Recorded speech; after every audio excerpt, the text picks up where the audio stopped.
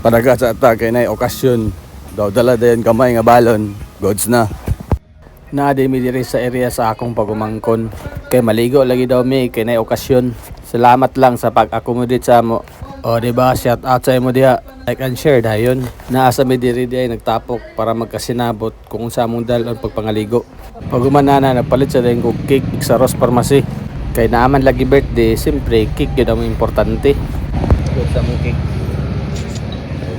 Dayon, dito na din may og dagat. Wala na ako gipakita kung yun sa na ako pag-prepare ang among gihanda. Kay base unyag maamis ka. Nindot kayong dagat da. Sa pamigulat, ali na.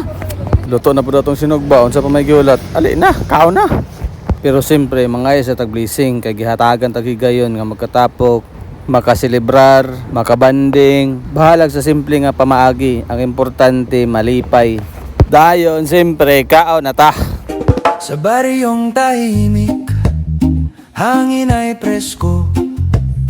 Bata at matanda, payapa ang puso. Doon sa Siyempre, kay banding lagi, nagkikulitan da na gamay. Aw daghan di ay. Basta kay naikulitan.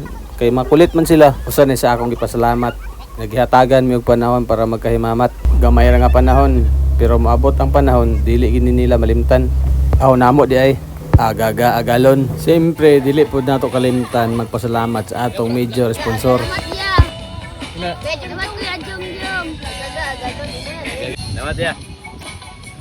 Og maro to. Salamat kayo agalon.